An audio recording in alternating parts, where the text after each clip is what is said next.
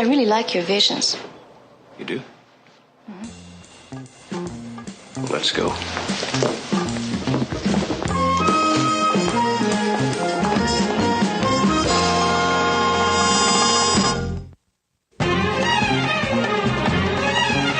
Transmission will begin in 30 seconds.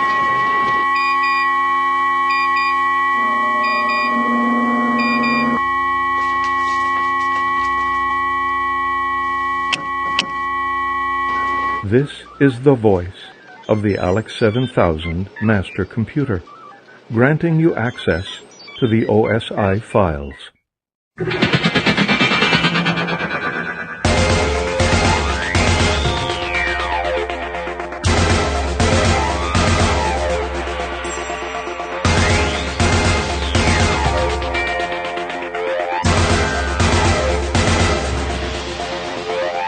Welcome back, everyone, to an all-new episode of the OSI Files podcast. I almost did it again. I almost said the OS podcast. This is your director of the OSI Files himself, Mr. John S. Drew here, welcoming you to this new episode. And I'm sorry, I got to just quickly say, really sorry about the last couple of weeks where we were not podcasting, simply because, well, first off, I got hit with allergies for the spring. That took me out 1 week. Then the storm from Dr. Franklin's weather control device stopped me from podcasting there because we lost power and all. And then the last couple of weeks between a trip to New Orleans and then having some more technical difficulties, it's just been difficult to get this thing out. But we are back and back on track. And we're going to continue on now with our look at the first season here with the third episode of the $6 Million Man first season, Operation Firefly. It aired on February 1st, 1974. Wow, almost forgot there for a second.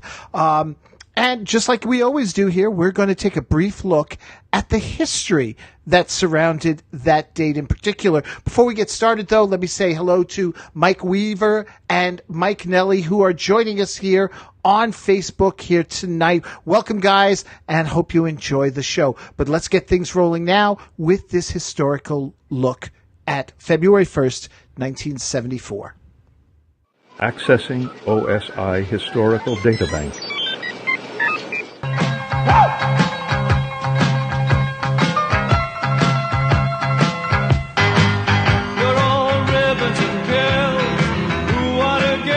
On this day, February 1st, President Nixon was in good spirits as he left a morning prayer service with Billy Graham.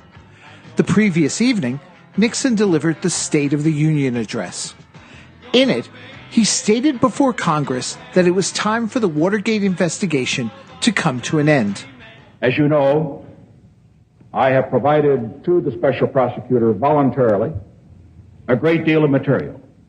I believe that I have provided all the material that he needs to conclude his investigations and to proceed to prosecute the guilty and to clear the innocent. I believe the time has come to bring that investigation and the other investigations of this matter to an end. 1 year of Watergate is enough. Sounds familiar, doesn't it? Also on this day, one of the last of Hollywood's pioneer movie moguls, Samuel Goldwyn, died at the age of 91. In music, Ringo Starr hit number 1 with his cover of the creepy "You're 16, you're beautiful, and you're mine." We still didn't get it in the 70s, did we? In theaters, The Exorcist continued its dominance of the box office. Even the release of another horror movie, The House of Seven Corpses, couldn't bring it down from its dominance. On television, CBS presented an hour documentary, New York, New York, a look at the Big Apple from the point of view of 2 of CBS News' top journalists. NBC offered The Girl with Something Extra, a comedy starring Sally Field and John Davison. In the show, the 2 play newlyweds who discover that Field's character has ESP. In this episode, the brother of Davison's character needs help with his image. And that's your brief look at February 1st, 1974. You're 16, you're beautiful, and you're mine. Accessing OSI Mission Briefing. And we also have Teddy Ray back here saying, hey, everyone, glad it's back. Yes, I am glad to be back as well. I missed you guys. Now, let's get to talking about this episode. And let me bring in our two OSI operatives here who are going to help me dissect it. First and foremost, let me welcome back to the podcast here, Mr. Jerry Lange, artist extraordinaire. Hey, Jerry. Hey, John. How you doing? I'm doing well. I'm doing well. Good to see you, too. And I'm glad to have you along here for another outing here of the OSI Files. No, it'll be a blast. Yep.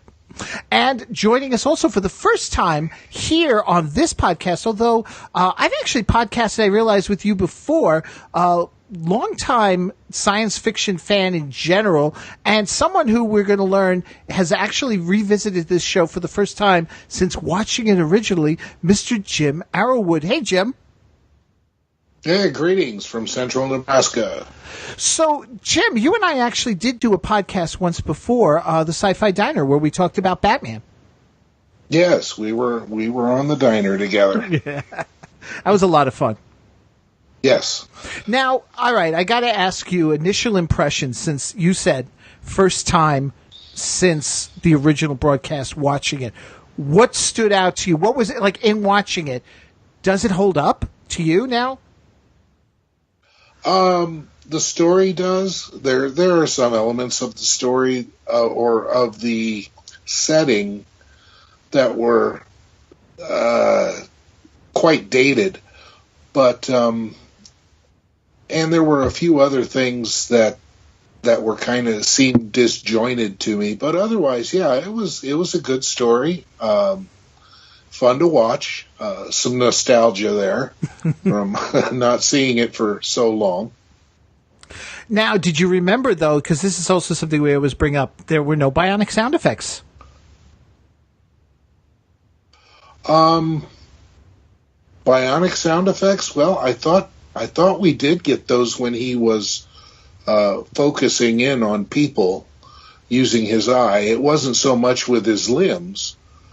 Right. That were bionic. Right. But no, we did definitely get, in fact, actually, this is the first episode with the use of the bionic eye with the reticular and the sound effect all together for the first time in this episode.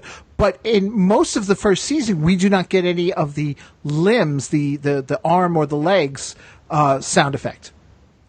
Oh. Yeah. So I was wondering if that stood out to you in any way or if you thought it odd. It's been an awful long time. Well, as I do here on each episode, I've got with me this week's episode issue of the TV Guide from back in 1974. As you can see, Kung Fu was on the cover back then. And there's also an interesting article here on Kissinger, Power, Diplomacy, and TV. It's interesting to see because the history thing we did a couple of weeks ago also pointed out how Kissinger was being targeted by certain people within the White House because he was becoming more popular than Richard Nixon was. But anyway, taking a look inside for that Friday night, no ads this time in TV Guide. And in fact, I went scanning through newspapers.com. I couldn't find it. That's not to say that there wasn't an ad because of the way the sensitivity of the search engine is. It just may not have picked it up. But it's a shame. I'm going to keep looking and see if I can find anything. But according to this, the daughter of a kidnapped scientist is Steve's only hope for rescuing the genius. The woman is a parapsychologist who might be able to locate her father by using ESP. And according to TV Guide, we've got 3 guest stars of note here. First and foremost, Susan Abbott being played by Pamela Franklin. Now, I'm not too familiar with much of Franklin's work, to be honest with you. So, in fact, I can't think of anything else that she's appeared in that I'm familiar with. Any of you guys? No. Buck Rogers in the 25th Century. I know I read that out of Herbie Pilato's Bionic book when I kind of reviewed it.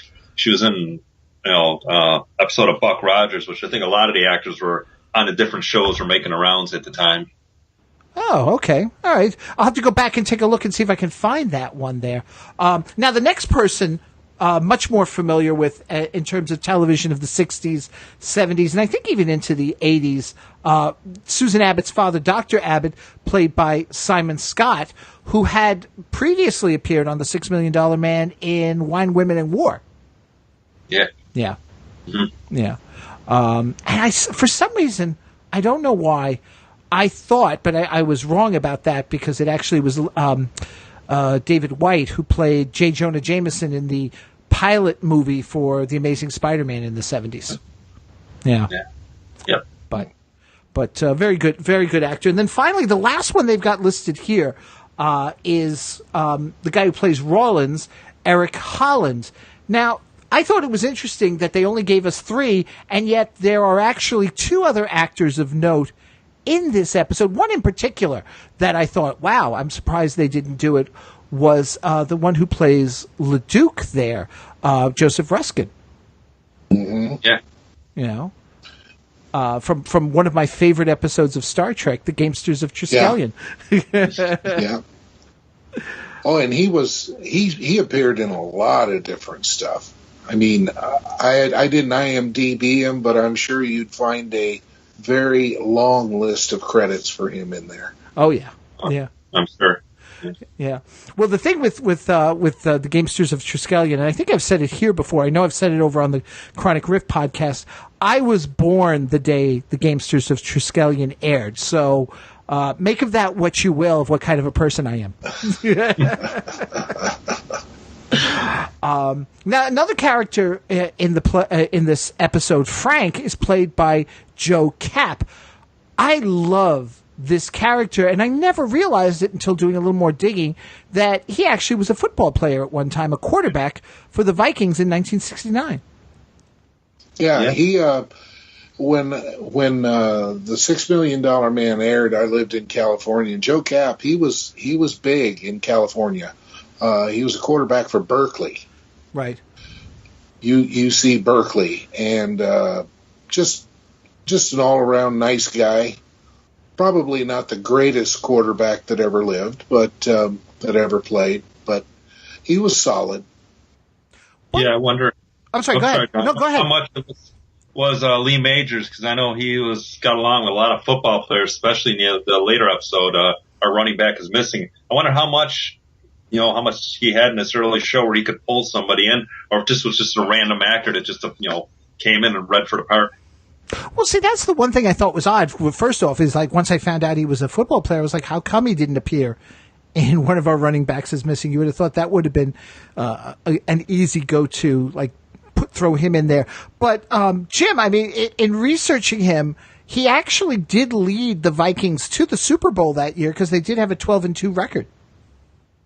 Oh, I didn't know that. Well, that was one of the ones they lost. Yeah. Along with the rest of them. I know. Now, there's one other person, well, not really a person, but frankly, I think we need to give kudos to this particular actor in this episode, and that's the alligator. I'm telling you right now, I mean, Bruce the shark in Jaws gets enough attention for, even though he's a big cheap shark, a fake and everything. I think that by the end of this episode, between the 3 of us and our listeners, we need to come up with a name for the alligator. Okay. Yeah, I have a lot to say about that alligator when we get to it. Cause oh, boy. It's pretty funny. Literally, they were shaking the tail off screen to make it look like it was moving toward them. Or whoever was a diver underwater. I have some pretty funny things to say about that one. Okay. Well, like I said, I just it always stood out to me, that alligator there. But now a couple of other quick little things too to just point out about this episode. It was written by Cy Salkowitz, and it was directed by, and I always say his name wrong, Reza Badiyi. Now, just like W.T. Zaka from a couple of weeks ago, where I have this impression that W.T. Zaka was more involved in the Bionics series than he really was, I felt the same way about Badiyi. I mean, I didn't realize he only did 4 episodes of $6 Million Man, and they were all in the first season. Yep. Yeah. But a very solid director. A very solid director. I enjoyed his work.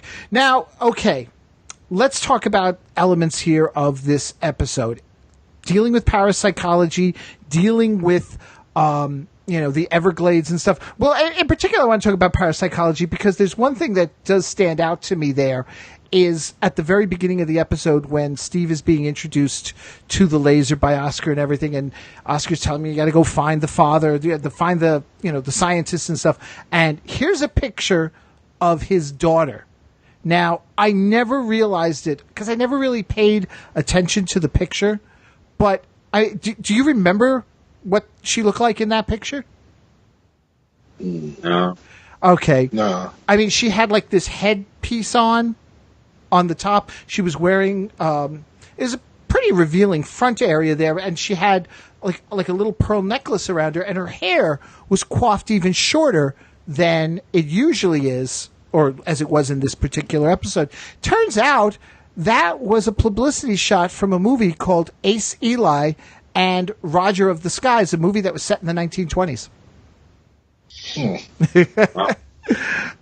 mean, I know that sometimes you look at these shots that they use for these episodes, and it's like, clearly they took it from the headshots of some agency or something. But it's like, my God, you took a still from a 1920s set movie and used it here, to have Steve identify Susan. Yeah. Yeah, I wonder if it was a Universal footage, too, because it was a Universal show. I wonder if they had to go to Universal Archives to find that. I don't know. I didn't even check to see if it was a Universal film. Yeah. I would have recognized her anywhere from those eyes. She had very pretty eyes. She did. Yeah, she did. Yeah. It's funny because it's like, so far we were 3 episodes in, and, all the publicity shots we see of Lee Majors, he's there with, there's the famous one with him and I think it's Farrah and 2 other women, doing the whole James Bond thing is he's got I don't even know if he's got the gun, but he's got his hands crossed or something, like Roger Moore or something. And yet, when we get to the episodes, the women aren't particularly, bombshell. They're very attractive women. And Susan, she's not she's cute and she's got beautiful eyes, but she's not this stunning. It's like, it's not until we get to, what is it? The Rescue of Athena 1, where Farrah Fawcett comes out and, she takes off the helmet and her hair is still beautifully coiffed, that we get finally the bombshell, Now,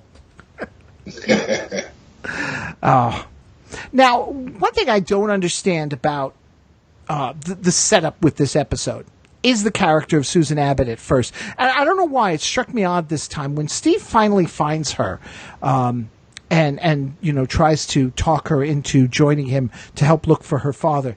She's extremely skeptical to the point of brushing him off and telling him to go off with Oscar Goldman somewhere and do whatever they have to do. And I couldn't understand why she was being so reluctant.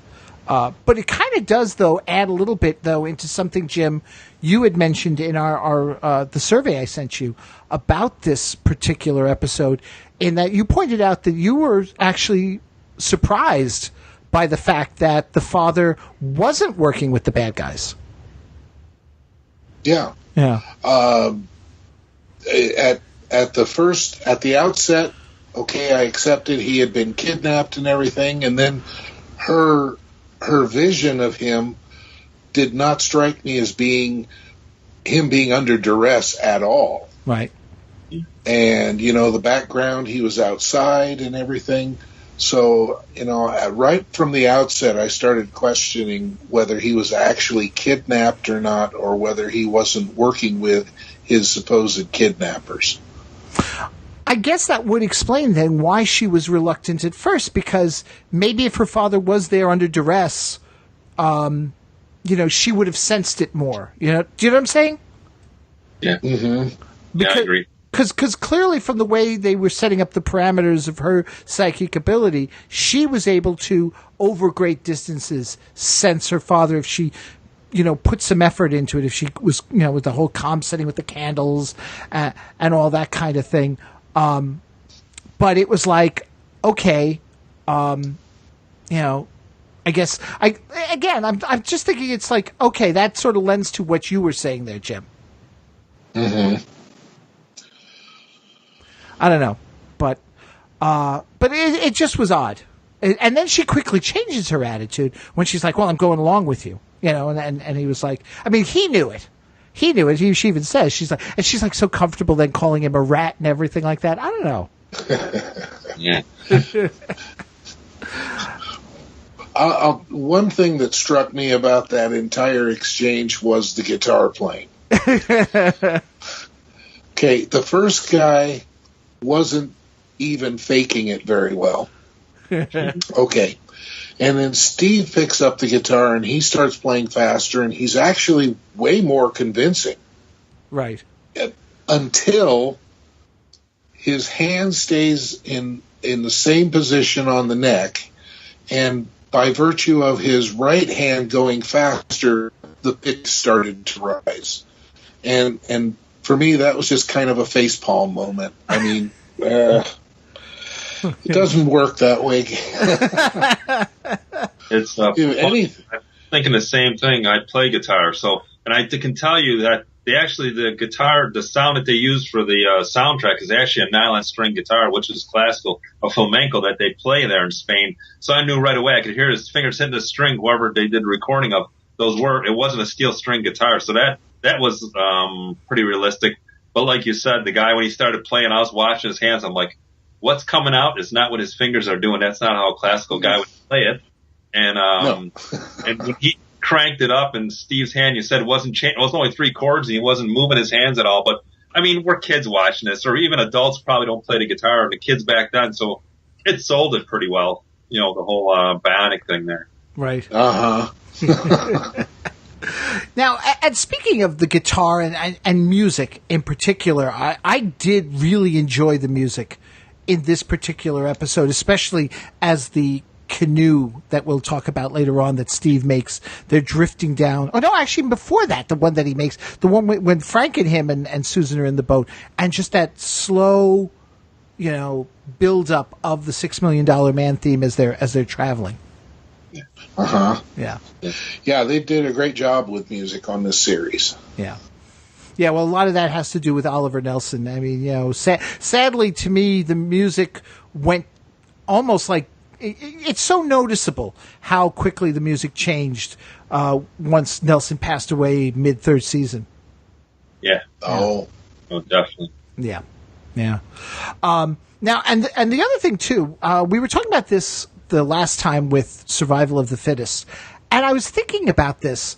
There's a lot of bionic action. Like, even if it's not like fighting and stuff all the time, there's running, there's bionic eye, there's the whole thing with him making the boat with the canoe, making the canoe with just a knife in his body. Like, a lot of bionics happen throughout the show. They're not always dramatic, but there's more of them. And I started thinking about like later episodes in 4th and 5th season, where most of the time your bionic action was simply either running or fighting, and not as much bionic I guess the closest thing you'd call it is what Kenny would call pocket bionics, but it doesn't even really apply here in this case. Did you notice that? Yeah, in the 5th season, they especially took the sound effects to another whole level. It really added the sound effects and really turned it up. It's interesting. You even notice when he's running this, as we get into it, when he's confronting the saver from the alligator, you actually see close-ups of the feet running from the first episode, actually, when he was running in Operation Zero. It's funny. The first shot of him is a close-up of his feet from that episode, but then the second shot of him running is from Survival of the Fittest as he's chasing, running to Oscar to get the snake. You're right. Yeah. Yeah. It's funny because like none of his running scenes actually, until he gets to the actual, to jump into the water to get the alligator, none of the running scenes are new to the show, to the episode. No, you're right. Yeah.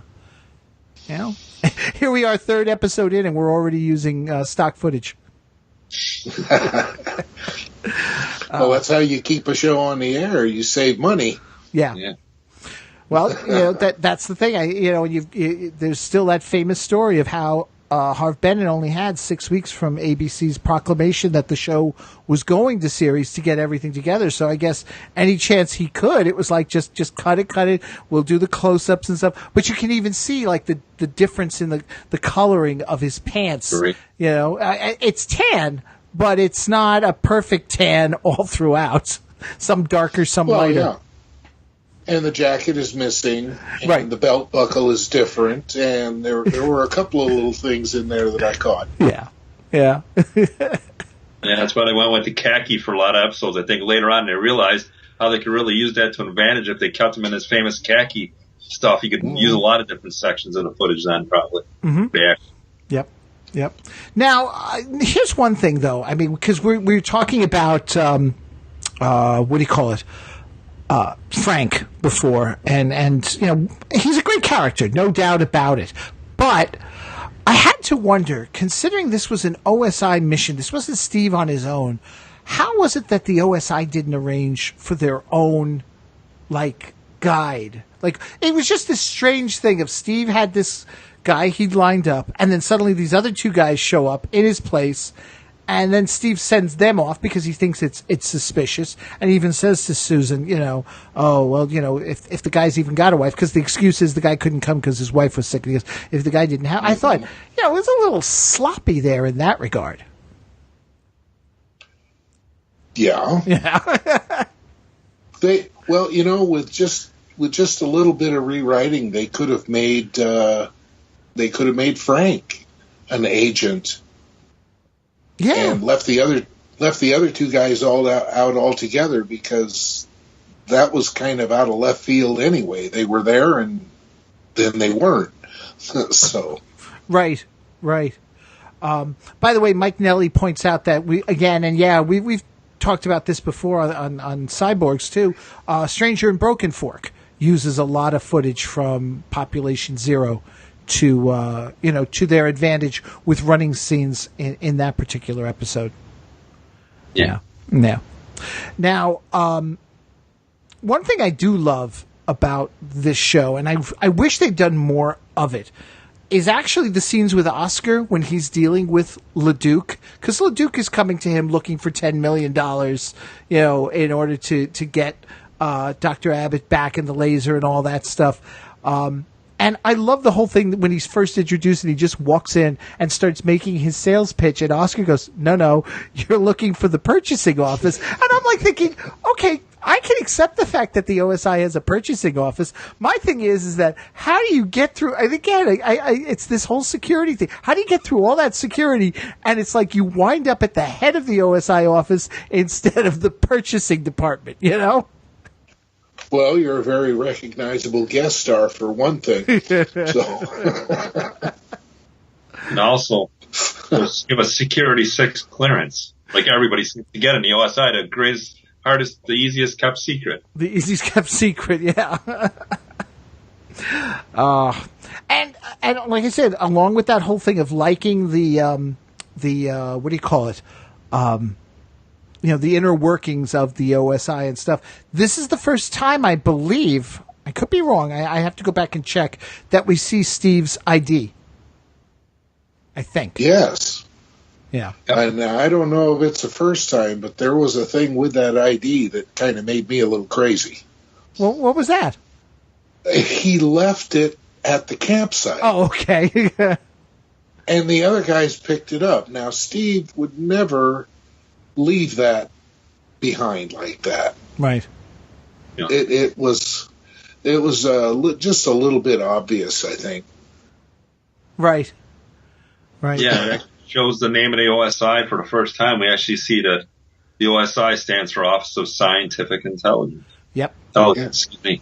So we actually get to even though it's changed a few times through the series here and there to fit the script, I'm sure, but. Well, it changed several times at the beginning of the series. I think throughout the, I wouldn't even say the series, through the movies. I think throughout the series it was consistent, and then I forget. I think in the reunion movies they played around with it too. Yeah. Yeah. Because I mean, in the pilot movie it was OSO. Yeah. Yeah. So, Now, all right. Speaking of the Bionics, and we were talking about Jim. I asked you about the lack of sound for the physical things. Here's a question, because we used to debate this on Cyborgs all the time, Paul and I. Paul always had this thing that every time Steve would use his Bionics to punch someone, and you'd hear the sound and stuff. As far as Paul was concerned, the head should have been knocked right off. And I was thinking about this as I was watching the episode today, because at one point, Steve walks up behind one of the guards and clubs him, when they're making their way towards the house with Dr. Abbott. And he clubs him. And it's a solid impact sound. The guy goes down and everything. And the way Paul would view it, the guy should have been like, that should have severed the neck right there and be done with it. But I was thinking about it. When Steve jumps, okay, he has to estimate how much pressure he's going to use in order to leap so high. The sound effect is still there no matter what, and I still remember and I always kind of crack up at it, is the 6 million, the episode where Kill Oscar, and he's escaping from the NSB agents, and he's running away, and he does a leap up, and then he does a leap down, and he runs a little bit, and then there's just this, and I'm putting my fingers up here, small little thing, and he jumps down, and it's just a small thing. It's like a quick little jump down, but they make the Bionic sound effect. Or for that matter, in Return of the Robot Maker, he hops over a fence, just a quick hop that he does one hand, he grabs the fence and he sort of leaps over it. Anybody could do it. Well, anybody in good shape could do it. I don't know if I can these days, but Bionic sound effect again. To me, I'm just thinking, is it so much the sound effect is an application of bionic strength, or just the use of the mechanism at all? What do you think? I think that, yes, using the use of the mechanism, reminding the audience that, he has these abilities, you would need the sound effect. The punch, though, that kind of makes me think, a right-handed punch, if he's using that bionic ability, would put a guy down, for good. He's done. Right. So, obviously he has a way to gauge how much power he's using. But, it's... What do you think, Jerry? Well, I think, it's still early in him, probably with the Bionics, as in his, time having them. He'd probably have to develop the touch, his fingertips obviously have sensitivity. He can open and close his hands real carefully. So eventually, over time, he would probably be able to control the amount of pressure he puts. It's just kind of like, when you walk with weights, from running with weights, then you take them off your feet. When you're jogging, you feel like you can jump 10 feet in the air. I just think it would, over time, he probably would have sensitivity. But initially, especially when first starting using his Bionics, if he even went half power at somebody, he'd probably knock him right out easily. Right. Yeah. Mike Nelly chimes in here saying Steve explains that to Victoria Webster in The Peeping Blonde with the arrow, because he's doing some archery there, and he says, that's control of the Bionics, because she says, how do you know, when he's pulling back the bow and such, and he says just over time it's just become natural to him. But then again, I guess then by my rationale, then that means the damn Bionic sound is going all the time. All he's got to do is wave, and it's like,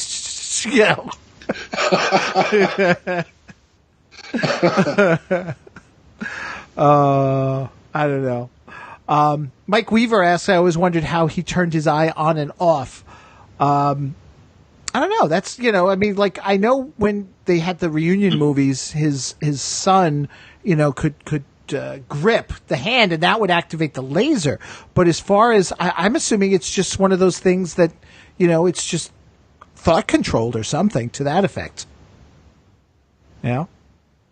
Yeah. Yeah. That would seem to make sense. You can focus a camera, you can back it in and out. I would imagine that the level of this technology is at the point where it would be hooked into his nervous system. Mm-hmm. So then when he would decide to focus on an object, like, for instance, the walkie-talkie sitting on the shore next to the bad guy, it moves in because that's where what he's looking at. Right. Unless there's some sort of autofocus feature on it. Yeah. Well, that was always something, too, we always used to argue about on Cyborgs, was the whole thing. We didn't argue. I mean, I think we were both in agreement, was the whole, is it a telephoto or a telescopic view? Do you know what I mean? Mm-hmm. Yeah. So, I don't know. That's something for, I guess, another podcast or another show to deal with. I don't know. But there is a lot of, here's the thing. When it comes to this episode, I always look at this episode like I really like it, but I always forget it. I always come back to it and go, oh, yeah, there it is. And I think it's because it's surrounded by so many other momentous episodes. You got Day of the Robot, Population Zero, The Coward, Dr. Wells is missing, so that you tend to forget it. It's pretty good. It's got some great moments. It's got some things that are clearly thought out, like in terms of, and Jerry, you had brought this up on your survey, the whole thing with the boat, the making of the canoe, because at a certain point, Steve and Susan and Frank are ambushed. Frank dies in the course of it, and his boat is destroyed. So Steve has to make a boat out of a log. He finds a giant log, because we never see any of that. We just see him. It's the next morning, and he's working on the thing. And I thought it was funny. You thought he did it with his hand. Yeah, as I said, this episode might be my earliest memory I have, literally sitting with I was with my parents, and I'm sure I was watching the show then because I was so young, because that's what they were watching. And like I said, I just remember his hand moving in the thing until I got to see it, years later when I bought the box set and that, which is interesting. I think just it's economy of writing pretty much, that's why they didn't show him knocking the tree down or, cause you'd think she would have heard him chopping away at that tree either way. And it's like she's sleeping and that didn't wake her up. So you must have been somewhat of a distance, but yeah, definitely. The one thing though about the scene is that, I kind of thought the same thing too. And, until watching it, not recently, but when I got the box set and stuff. But one thing that always stood out to me was Susan comes up to him and she reaches for the knife. She grabs it by the blade, not by the handle. And I know that the point of that is that because if she grabbed it by the handle, it wouldn't be as hot to the touch. Oh, yeah. But still, it's like, what are you doing grabbing it by the handle other than because we need to show, wow, this thing is hot after all that work? Yeah. No, right. By the blade anyway. What's that? Who would grab a knife by the blade anyway? Right. Yep. Yep. Exactly. I wonder if it was the directions of I wonder if the director didn't even see that. They actually just went up and grabbed it, and they actually didn't catch that because, the production to get these shows made were pretty quick paced, actually, in shooting time. So I wonder if it's something that got totally missed in the editing room after. It's possible. Yeah, it's possible. Mike Weaver also points in, I never thought about this, though. He says, wasn't it disorienting having one eye, talking about the bionic eye here, zooming in and the other at normal vision, sort of like having only one contact lens in? Because Lee never closed his normal eye when using the bionic eye. Yeah? Yeah. That's an interesting thing. And the way I would answer something like that is, because I just recently got new glasses, one eye has changed 2 clicks. And it took me some time to get used to the new glasses where I was used to the old ones, even though they weren't good anymore. But I think if you have some kind of an ability like that, you're going to adapt. Yeah, I think so. But I think also in terms of like a lot of times when you see like, if you've got the lazy eye or if you've got the weaker eye, so I remember kids in school having to wear, a patch, over one eye to allow the other eye to strengthen and it would do all the work or whatever. I don't know. I can't, claim to know anything about it. But, it's a matter of getting the vision used to it. I guess just like the arm, over time he just got used to it. Yeah. Yeah. Of course, originally in the movies, the the eye, well, at least in the first movie, we never see the bionic eye used at all. In the second movie, he does have visual ability, but it doesn't have any of the telephoto lenses. Instead, it's just used for night vision. Yeah. Yeah. And I forget if they actually do anything with him, like zooming in on anything in the third movie. I don't think so either. Yeah. Well, I think that's one of the great things about this show, especially as kids. Some of the stuff you just didn't have, you were better off just not to ask questions, just enjoy it. It's the coolest stuff you've ever seen, and just because you could spend hours, long episodes explaining all the technology and how this worked and how that worked. Part of it was just enjoying the show for what it was. Right. Yeah, TV shows then, there was you were looking more for entertainment value, and people did not sit and pick things apart. We didn't have the access to understanding technology, so it was more story driven. And if it was a good story, you could suspend your disbelief very easily, a whole lot easier than anyone does now. Oh yeah, definitely. I agree. Yeah. I didn't watch a show to pick it apart. No, that's my job now here with the podcast. Yeah, they probably didn't think we'd be watching them on DVD or Blu-ray or streaming some 40 years later to actually and review each episode back then. Right. And yet, despite all, then we could go down the rabbit hole of the final reunion movie, Bionic Ever After, where Rudy improved Jamie by suddenly giving her bionic eyes with heads up view, data stream and stuff. And I'm like thinking, my God, because he said, I made some improvements. It's like, you violated her. I'm thinking to myself. Oh man. Now, here's a good question. Mike Weaver asked, was there ever a technical manual published explaining how the bionics work like the tech manuals they wrote for Star Trek? No, but you know what? I'm going to get right on that and talk to somebody I know in publishing and see if that might be of interest. I don't know if it would be. In this day and age, like 40 years later. Do you realize it's not, in another 5 years it'll be the 50th anniversary of the show? Wow. Yeah. Again. As far as from its premiere as the pilot movie in 1973. Oh yeah. Yeah. Yeah. One last thing I wanted to touch on here, and then I'm going to ask you guys if there's anything I missed here. When Steve makes it to the place that's holding Abbott, he unknowingly doesn't realize he's being held. He thinks this is all an actual OSI operation. The house. Now, I did some screen grabs, which I forgot to load up here tonight's show, so I'll put them in the show notes. I'll also put them up on the Facebook page here. But I swear to God, I think that's Mr. Rourke's house from Fantasy Island. It's the L.A. Arboretum and Botanic Garden, or as they called it, the Queen Anne house. It sure looks like it anyway to me. Possibly. It wouldn't surprise me at all. Yeah. So, Jerry, let me start with you first here. Is there anything that we haven't touched on that you'd like to talk about here in the episode?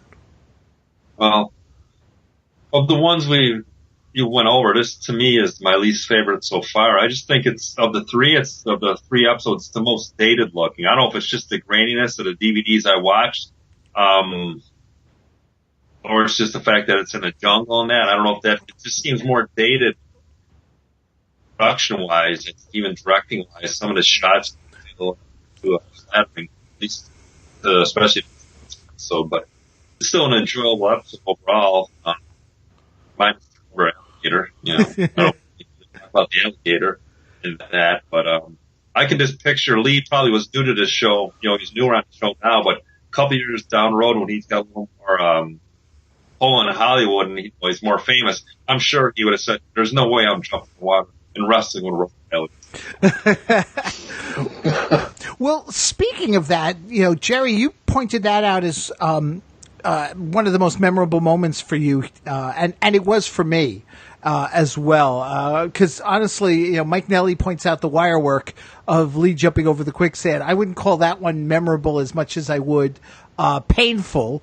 But let's take a quick look here. I'm gonna cue this up here. The Steve fighting the alligator, and you'll see in this scene. Take a look.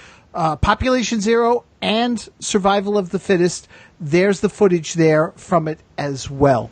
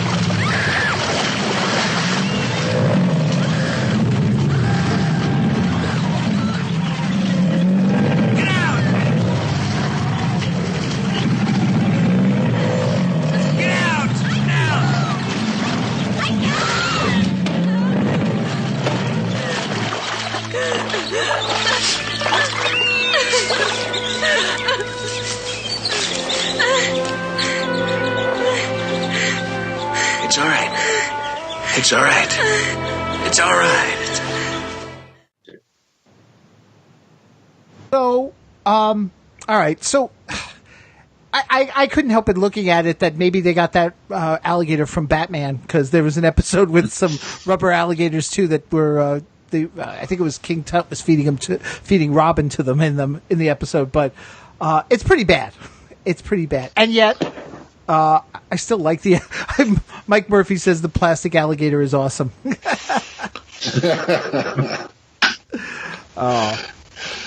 So again, you got to suspend your disbelief. It's a symbol. It's not the actual thing. So. And the thing is, if you think about it, 1974 with our color television sets, even if we had one, we weren't noticing how cheap the alligator was back then. That's DVDs and high-def television now. Yes. Yeah. Definitely. Yeah. You were saying while we were watching it, Jerry, something about the alligator there. Well, I think it would have been a much more effective sequence if they would have slowed it down and zoomed in on some of the action where you didn't see the fakeness of the alligator. And I just think for dramatic effect, if you had the slow motion, it would have felt more like he's struggling with more of a struggle with the Bionics. It would have felt like me, literally, it looked like he just jumped in the water and wrestled with a rubber alligator and had somebody shake the tail around off screen and jammed his arm down its mouth, and then he literally gave it a punch at the end. You could literally hear his hand go flat off the alligator. But I think if the director, I don't know if it had something to do with time or if the rushing of the show, if they'd have shot it with a little better dramatic angle, slowed it down, and that I think would have been a much more effective sequence. A little more wrestling with an alligator. Even a bionic person, like I said, Steve had arms and legs. Well, he's in the water, so he probably couldn't use his legs as much. He just had one arm to wrestle. Right.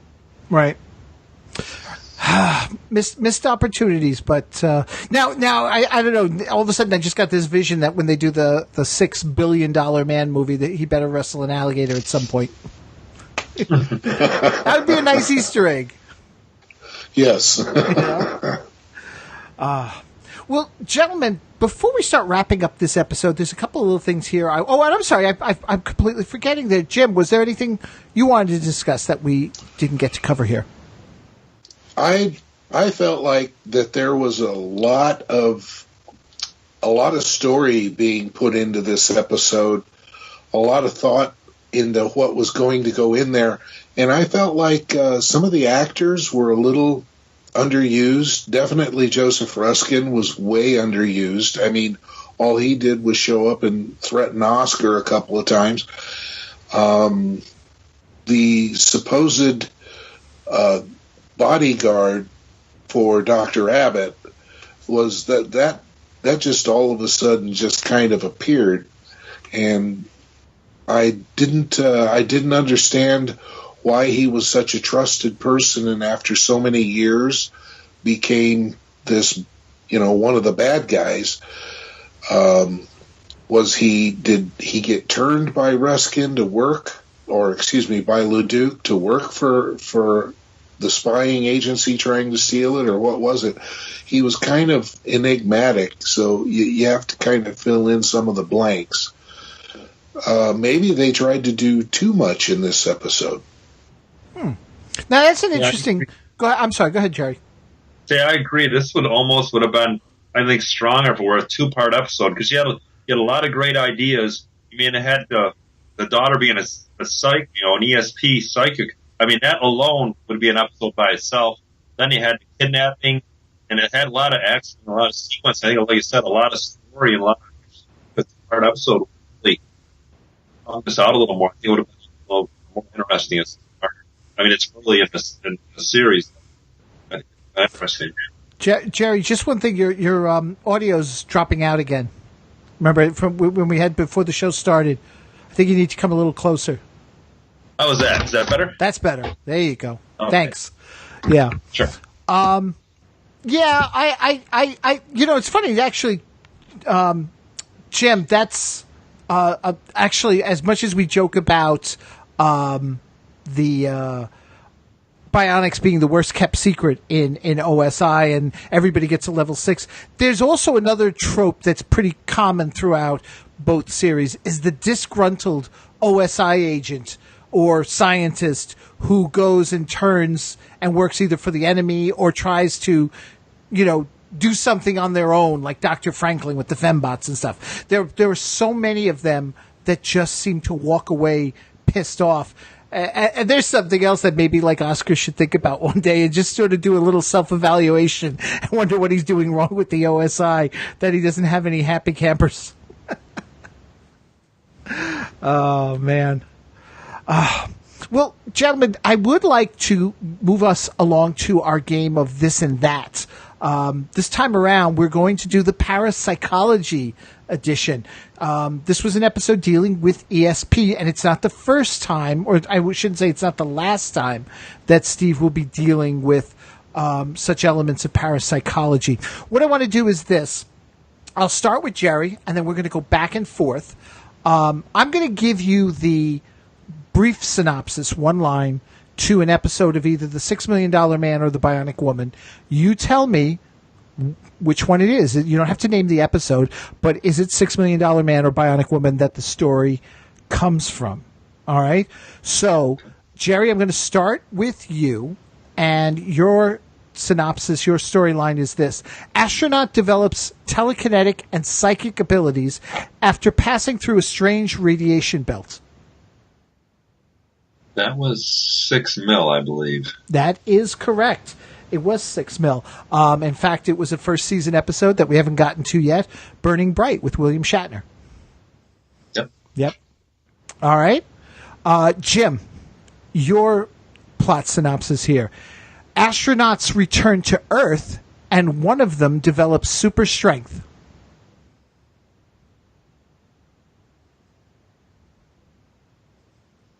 Oh, Jim, we lost your audio. Nope.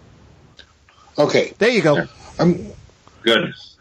I'm going to guess $6 Million Man. That is correct. I'll say this much. Even if it wasn't $6 Million Man, or, well, I shouldn't say it was, but, like, even just from the title, I can't imagine Jamie fighting astronauts. No. Great episode, too. Great episode, too. Also, second season, The Pioneers. Yep. All right. Jerry, your episode. 4 aliens with various psychic abilities crash on Earth, and a chase ensues. That's 6 mil. That's also 6 mil, yep. That's Straight On Till Morning from the second season. Yep. All right, Jerry? Or Jim, I'm sorry. Jim, an OSI agent has an out-of-body experience.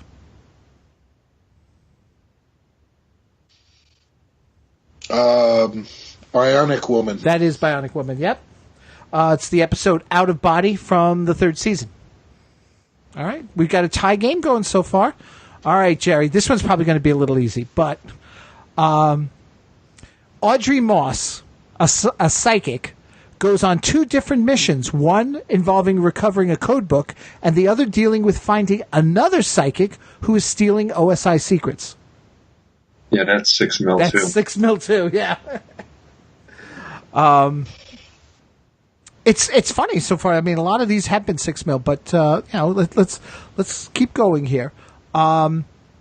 Jim, a teen's telekinetic abilities make it appear that her home is haunted. Bionic Woman. It's Bionic Woman. Yep. That was the end of the first season, the episode called The Ghost Hunter, written by Kenny Johnson, the series creator. All right. Jerry, where are we here? The Russians develop a mind-reading computer. That's Bionic Woman. No. $6 million Man. The episode Privacy of the Mind. Don't worry, it was a forgettable episode. I thought of that, but I was thinking of the one with the supercomputer. I couldn't remember who created the supercomputer. I'd have guessed the same thing. Doomsday is what, tomorrow? Doomsday is tomorrow. Yeah, that's the thing is, though, that the Alex 7000 couldn't read minds. Yeah, that's true. Yep. Mike Murphy asks if the Ghost Hunter is the one with Christy McNichol. Yes, it is, sir. In fact, we actually talked about it already here on the podcast and had Kenny Johnson on to talk about it. Jim, your next one. Twins have the ability to wipe text from a paper and scan it for their own use. $6 Million Man. Yes, it is. The episode. I actually, believe it or not, I actually remember twins on an episode of $6 Million Man. Mm-hmm. It was another. Well, I'm impressed you remember it because it's another forgettable 4th season episode called The Ghostly Teletype. All right. And Jerry, the last question. An OSI scientist develops biofeedback techniques. Oh, that's a Bionic Woman. That's definitely Bionic Woman, yep. And the appropriately titled biofeedback. Yeah, one of Lindsay's favorites. I know, and she pushed for that herself personally. Yep. For that episode. Yep. I got a chance to ask her about that at DragonCon a few years back, if that was supposed to be a pilot. You know, because the way they were setting it up, the character of Darwin seemed to be, you know, a lot more detailed than what you usually see for a typical hour-long episode. And I felt like maybe they were setting us up with him and his brother, and there was going to be, you know, a whole lot more. Because around that same time they were doing biofeedback, $6 Million Man was also doing The Ultimate Imposter. So, you know, I figured, okay, maybe these are 2 pilot episodes they're trying to shop. Yeah. Yeah. Yeah, I've heard that too. Yeah. Well, the Ultimate Imposter was a pilot. It was supposed to be a backdoor pilot, but as far as Lindsay knew, you know, she didn't think that there was any thought that biofeedback was anything more than an episode she wanted to do. So, all right. So now, as we come towards the end of the show here, I also like to take a look. I go back and find the ratings for each episode of the show. Now, so far, we've had the first episode in 10th place. The second episode was in 13th place. Now, starting with Jim, we'll let you go first. Jim, where do you think Operation Firefly placed in the top 20 for the week of February 1st? I'm going to say probably 16. You're going to say 16. Jerry? Mm-hmm. I'm going to go like 5. I'm going to go to the total opposite end. Okay. Like, it was actually a pretty popular episode. From what I've heard, it wasn't pretty popular. Of the first few episodes, it actually was the most popular from what I've heard. Right, right. Here's the funny thing.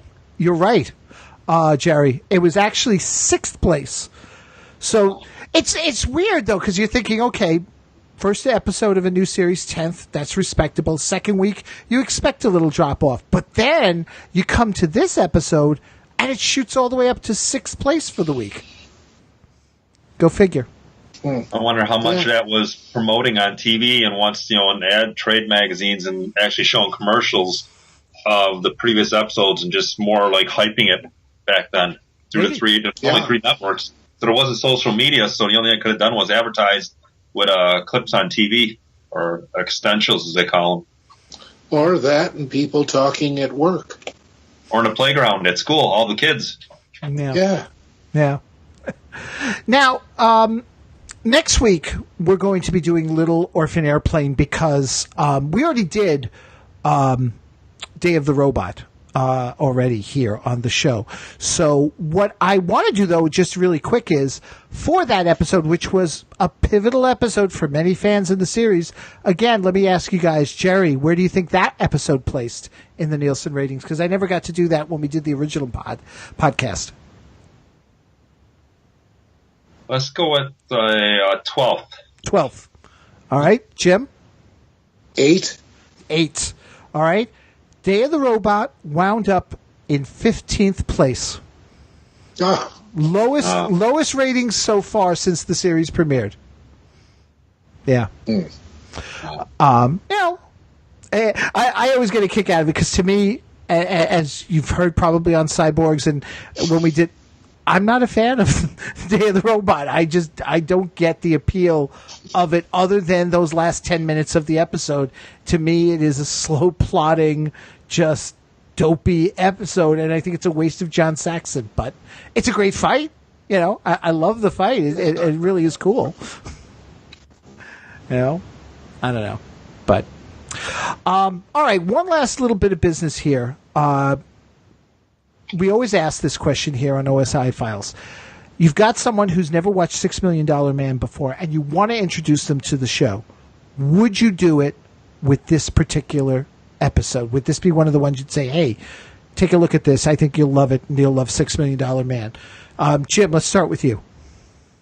No, probably not. The rubber alligator, the funny guitar playing, I would go to a later season.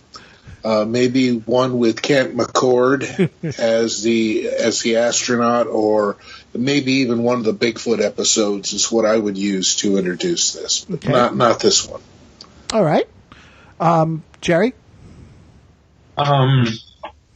If I had a choice of the first 3 so far, this would probably be the one I would show, but you know me, I think Day of the Robot is the ideal one for me to start with.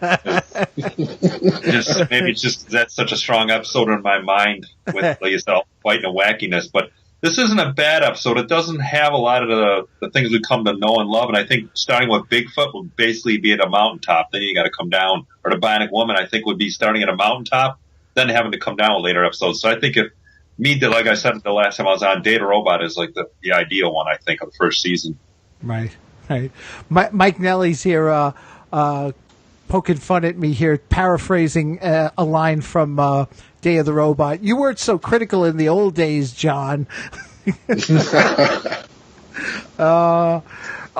think I was pretty critical of Day of the Robot. I think I surprised everybody when I gave it the rating that I did and everything. I don't know. I don't know. But okay. Now, one final thing, too, before we wrap things up here. The last time I was on with everybody, I'd gotten a notification at the end of the episode about an eBay auction I had won for the Bionic Mission vehicle, which did arrive in the mail, and I want to show you that here tonight. A $6 Million Man Bionic Mission vehicle. Assembly required. Steve's ready. Check TV scanner. Uranium's gone. Steve will find it. He better fly there. Eject fuel tanks. 1, 2. There's the uranium. Start the winch. He's got it. $6 Million Man Bionic Mission vehicle. New from Kenner. $6 Million Man sold separately. All right, so here you go. Here is in all its glory, and unfortunately, here's the thing. It's like I'm trying to do this. All right, I guess I gotta back it up here. This came in beautiful condition. It's very clean. The stickers still attached nicely to it. The fuel ejection buttons at the top. Whoops, that wasn't supposed to happen. Let me grab that there. Anyway, back of the rocket here. But everything in it is just nice and clean and neat. It came in a nice box, and I managed to snag this for under $100, and I think it was because the eBay seller made the mistake of only running this auction for 2 days, so it didn't get the attention it should have. but it's a nice piece of. And did it come? Mike asks, did it come with the box? The box is in great shape too. The box is in great shape too. I mean, there's a little taper on the sides here on this thing where he sealed it, which kills me. But okay, you know what? It's still in really good shape compared to some of the other boxes I'm still holding on to here for some of my Bionic collectibles.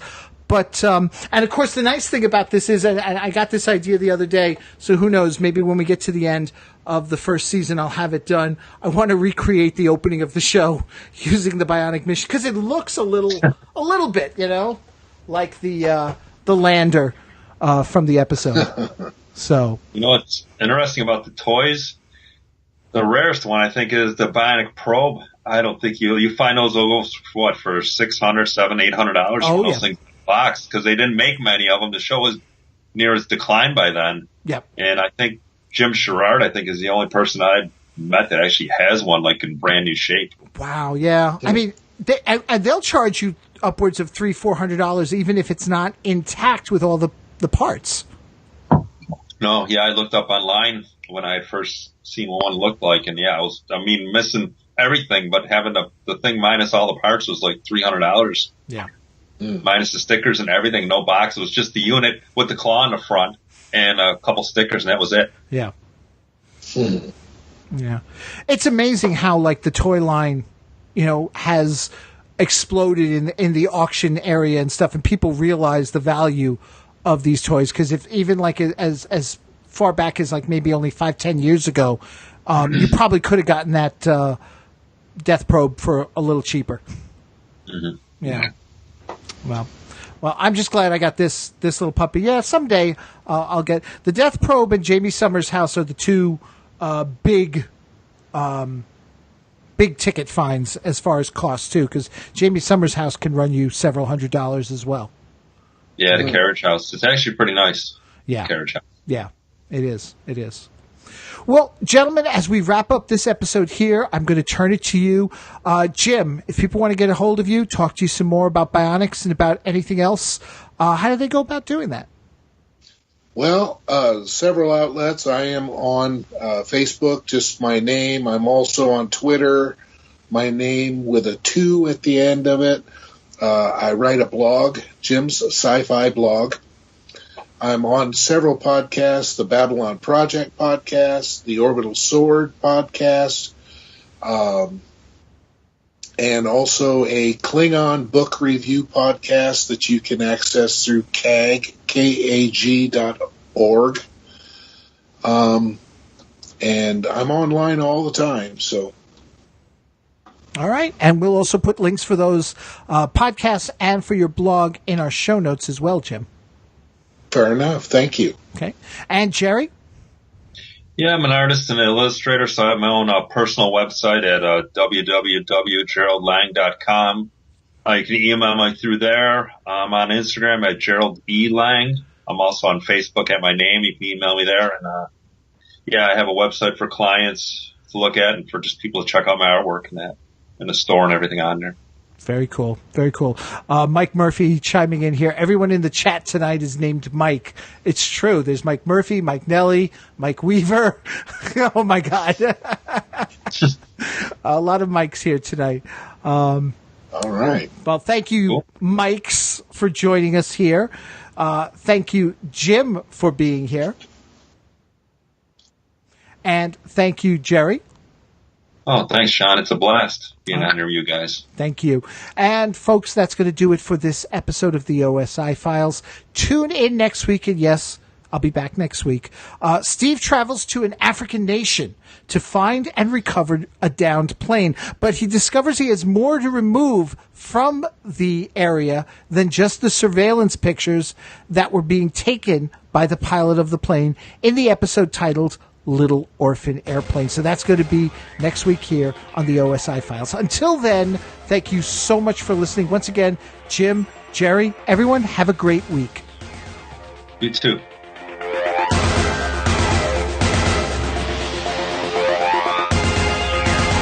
You have been listening to the OSI Files, hosted and produced by John S. Drew.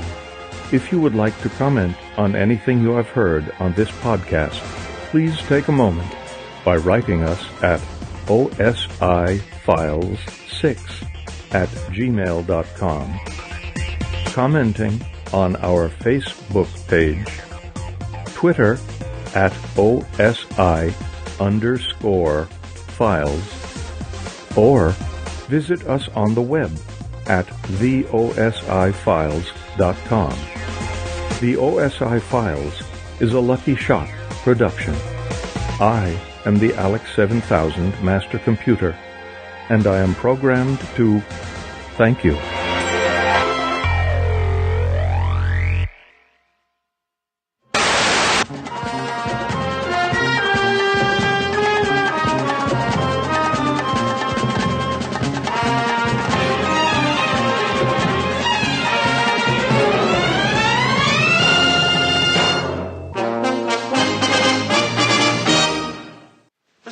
We know that you have a special man who's available for secret and urgent assignments. We need that man. This is Lee Majors.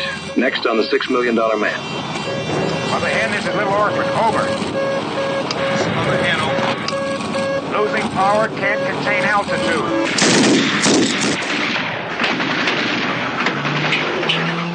You speak English? We only hope we are not making a mistake trusting you.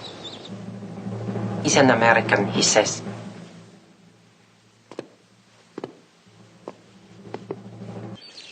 What's your security clearance?